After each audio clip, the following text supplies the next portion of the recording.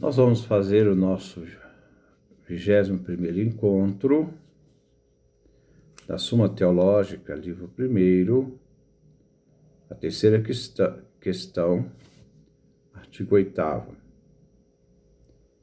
onde se procura esclarecer: estaria Deus na composição de outros seres? Tomás de Aquino decorre nessa terceira questão a simplicidade de Deus. Nós temos aqui 3 teses que vai fundamentar esta argumentação de Tomás de Aquino. Mas lembrando que destas 3 teses corresponde a uma leitura equivocada que se faz dos autores aqui citados.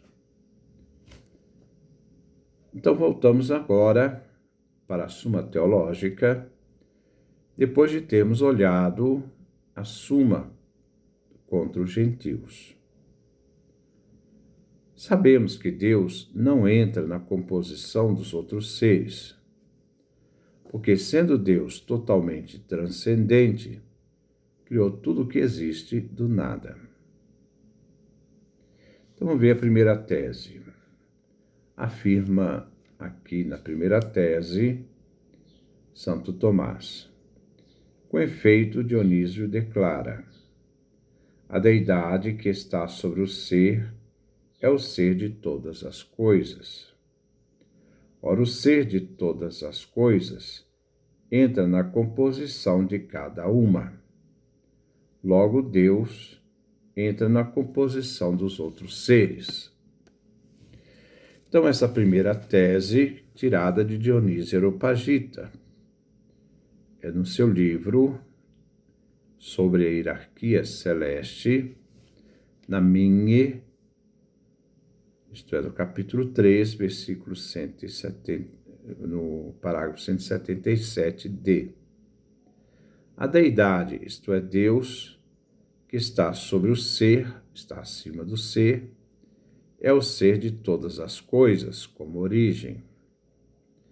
Daí segue a interpretação que se faz de Dionísio. É um erro de interpretação.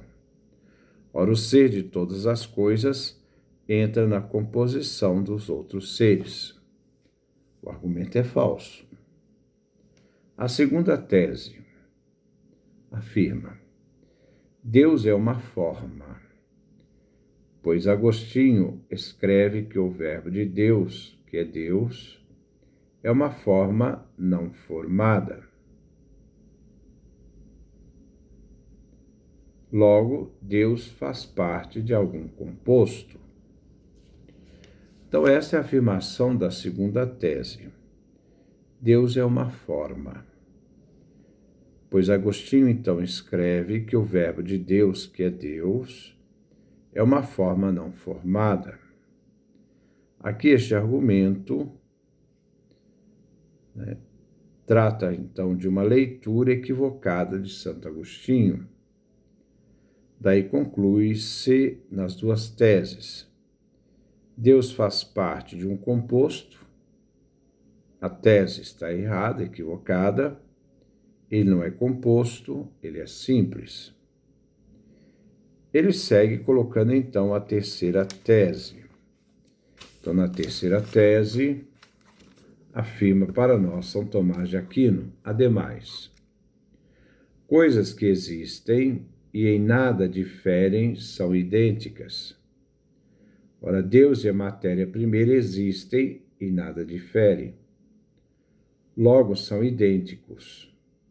Mas a matéria primeira entra na composição das coisas. Logo, Deus também. Prova do termo médio. Todas as coisas que diferem entre si, diferem por algumas diferenças, e que assim é necessário que sejam compostas. Ora, Deus e a matéria primeira são totalmente simples, logo não diferem em nada. Novamente, o argumento continua sendo um argumento equivocado. Então, Segue então a terceira tese, afirmando que as coisas que existem em nada diferem, isto é, elas são idênticas. Daí segue o raciocínio conclusivo. Deus e a matéria, primeira, existem e nada diferem. É o que foi lido, né? Lembra que quando nós tratamos sobre a Suma contra os Gentios, lá São Tomás fazia a distinção da matéria e da forma. Mas o existir em Deus significa que ele é o ser em si. Deus existe por si mesmo. Deus não tem nenhuma causa que o faça existir. Sua existência é eterna. Enquanto as coisas criadas existem do nada. E como são realidades que foram criadas do nada, né, então elas diferem de Deus, que é eterno e existe por si mesmo. As coisas existem porque foram dadas a ela a possibilidade de existir. Eram não ser, depois passa a existir. Não existiam e passam a existir num tempo. Deus é eterno. Tempo é uma categoria das criaturas. E o ser de Deus não está no tempo.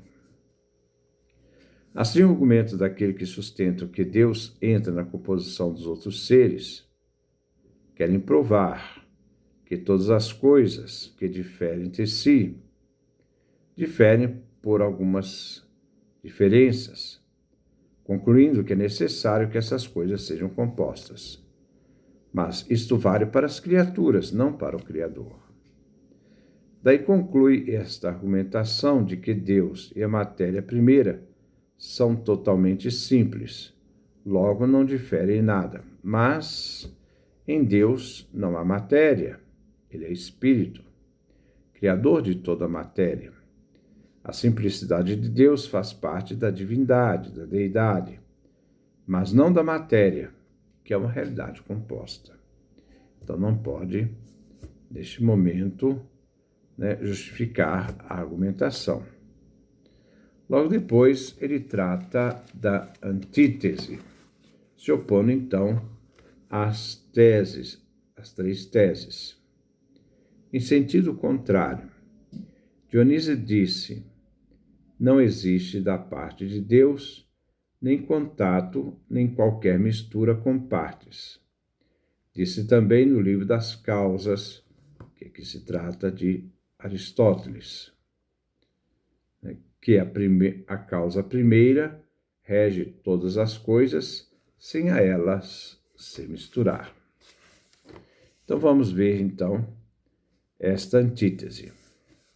São Tomás parte das três teses e afirma: não existe da parte de Deus nem contato, nem qualquer mistura com as partes, visto que ele é totalmente transcendente. Retoma também Aristóteles sua obra Livro das Causas. Deus é a causa primeiro, rege todas as coisas, sem se misturar a elas. Ninguém causa Deus. Deus é causa não causada de todas as coisas. E é transcendente, então, às criaturas. Agora, a partir deste momento, São Tomás vai responder, em três sínteses, a questão, mostrando que nas teses nós temos três leituras equivocadas, erradas, dos autores que nós citamos: Dionísio Areopagita, como também Santo Agostinho, como também nós vamos ver Aristóteles no Livro das Causas. A primeira então, síntese, afirma o seguinte: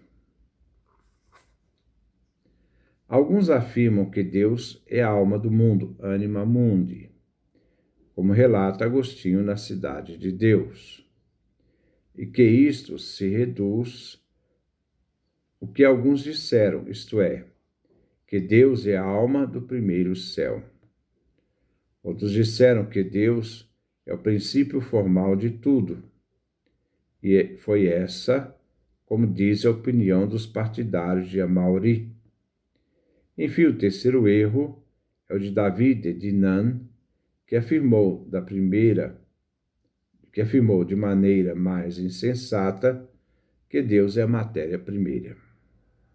Mas tudo isso é manifestamente falso, pois não é possível que o Deus de algum modo se encontre em composição com algo, seja como princípio formal, seja como princípio material. Essa coisa nós já vimos tratado sobre a Suma contra os Gentios. Então vamos lá. Ele começa dizendo: alguns afirmam que Deus é a anima mundi, alma do mundo. Né? Como está relatado lá em Santo Agostinho, na Cidade de Deus. Mas este é um argumento que era usado pelos neoplatônicos. O cristianismo se serviu da filosofia neoplatônica, médio-platônica, mas ele também cristianizou esta filosofia. Ele não aceitou pura e simplesmente essa filosofia, mas utilizou o argumento da filosofia dando um sentido cristão àquilo que se diz. Agostinho coloca essa tese para refutá-la, não para prová-la. Os que assim afirmavam, os platônicos, médio-platônicos, neoplatônicos, é que Deus é a alma do primeiro céu, a anima mundi. Também, erroneamente, existem aqueles que afirmavam que Deus é o princípio formal de tudo, que eram os partidários de Amaury. Podemos ver aqui um fundamento estoico, que coloca em Deus como matéria e forma primeira, e afirma como se enganou Tertuliano na sua obra Contra Marcião, onde ele afirmava, sustentado pelo pensamento estoico, que Deus é matéria.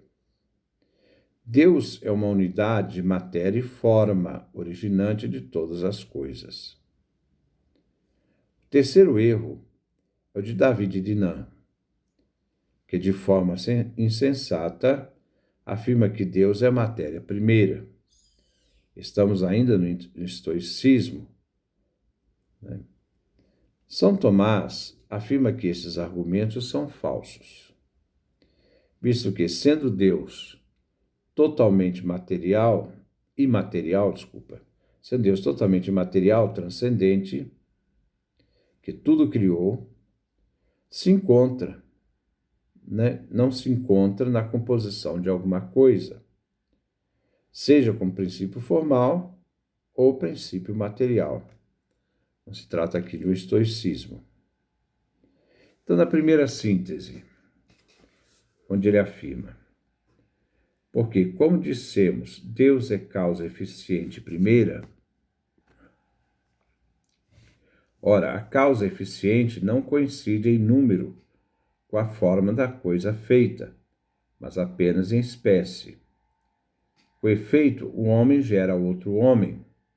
A matéria, pelo contrário, não coincide com a causa eficiente, nem em número, nem na espécie, pois uma se encontra em potência e outra em ato. Em Deus não pode existir, Deus é ato puro, em Deus não pode existir potência. Então, Deus é causa eficiente primeira de todas as coisas. Ele é causa eficiente, né? Porque ele origina tudo, não é originado por ninguém. Ele é causa não causada de todas as coisas, mas as coisas que são por ele causadas foram criadas do nada, não há participação, né, da questão de Deus como causa primeira. Então, a matéria não coincide com a causa eficiente, nem número, nem espécie, pois o homem que vai ser gerado se encontra em potência, aquele que gera em ato. Em Deus não existe potência, é ato puro. Segunda síntese. Sendo Deus a causa eficiente primeira, a ele pertence agir por primeiro e por si mesmo. Ora, o que entra como parte no composto não é o que age primeiro e por si mesmo, é antes o composto.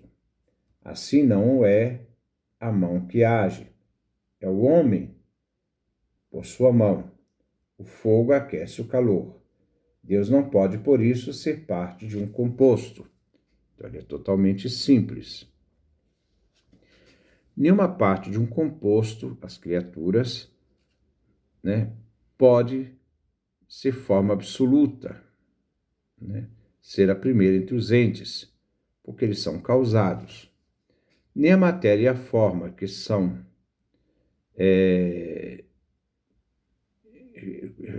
elas são numeráveis em partes, compostos. Matéria e forma se referem a compostos, não a Deus.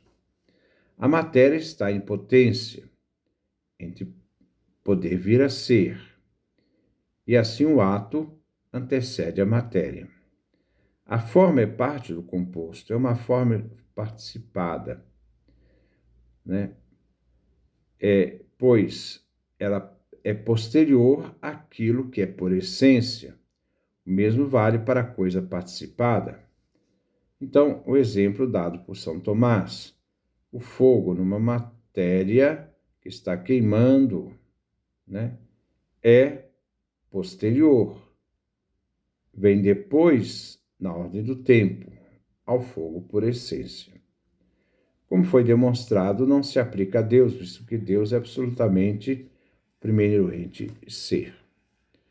Agora, São Tomás responde à primeira tese quando inicia a argumentação do engano de alguns pensadores. Quanto à primeira tese, ele vai, então, dizer o seguinte: deve-se dizer que a deidade, a divindade, disse o ser de todas as coisas em razão da causa eficiente e da causa exemplar, não por essência. A segunda resposta à segunda tese, deve-se dizer que o verbo é forma exemplar, mas não é a forma que é parte de um composto. E a terceira, deve dizer que as coisas simples não diferem entre si em virtude de outras diferenças, por isso é próprio das compostas. Diverso se diz de maneira absoluta, ao passo que as coisas diferentes dizem por algo. Vamos lá. Quanto à primeira tese, Deus, deidade, é o ser de todas as coisas, é causa eficiente de tudo que existe, causa exemplar, mas ele não é causa por essência. Quanto à segunda tese, o verbo de Deus, a palavra, é forma exemplar, mas ele não é forma que é parte de um composto. Quanto à terceira tese, se afirma que as coisas simples não diferem entre si em virtudes de outras diferentes, visto que essa diferença corresponde às coisas compostas, não às simples. Ele cita um exemplo. O homem e o cavalo diferem quanto ao racional e quanto ao irracional. O homem é racional, o cavalo é irracional. Expressa suas diferenças, embora sejam animais, seres vivos. Mas essas diferenças não diferem entre si, a seguir por outras diferenças. Não se pode propriamente dizer que diferem, mas que são diversas. Cito o argumento de Aristóteles na Metafísica, livro 10º. Visto que diverso se diz de forma absoluta, enquanto as coisas diferentes diferem de algo. Assim, a matéria primeira, Deus, não difere. São realidades diversas por si mesmas. Deus é diverso de forma absoluta da matéria. Não difere, né? Não há identidade entre Deus e a matéria. Não se pode concluir por sua identidade, porque as coisas que diverem entre si em algo nada têm a ver com Deus, e não existe identidade entre Deus e a matéria. Então, no fundo, toda a argumentação que nós encontramos aqui em São Tomás de Aquino gira em torno da tese de que Deus é um ser simples. Como ser causa originante de todas as coisas, ao ser causa de todas as coisas, ele cria no tempo as coisas do nada. Essa realidade, como princípio de todas as coisas, não faz que as coisas participem de Deus, porque as coisas que foram criadas do nada, no tempo, realidades que não correspondem àquilo que Deus é. Deus é eterno, não é temporal. O tempo faz parte da criatura. As criaturas são seres compostos, e também que têm, são seres que estão em ato e potência, né? Porque em um determinado momento eles carregam sobre si as possibilidades de, né, se tornarem alguma coisa. Então, como é um ser em potência, e em Deus não tem potência, sendo puro ato, então em Deus não existe nenhum composto ligado com as criaturas. Então ele vai tentar colocar justamente essa afirmação. E que alguns pensadores que afirmaram, né, que em Deus há uma certa composição, eles afirmaram, mas tendo em vista uma leitura equivocada, enganada das suas afirmações. É claro que estava ali presente não só o médio-platonismo, o neoplatonismo, que deveria ser lido a partir do cristianismo, não a partir da filosofia, e ali também está presente, né, a questão do estoicismo, onde o estoicismo afirmava que Deus é uma origem de princípio ativo e passivo, né, matéria e fogo, né, e que é na unidade desses dois elementos que forma Deus. E aí Tertuliano também colocava essa visão equivocada do estoicismo, quando ele afirmava na sua obra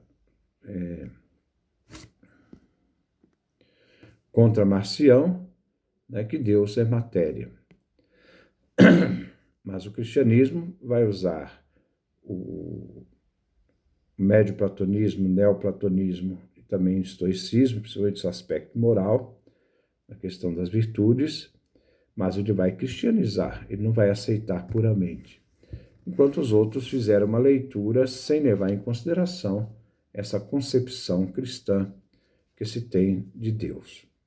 Então, Deus é um ser simples.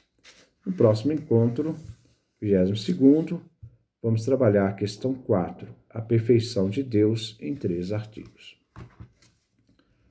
Paz e bem para todos.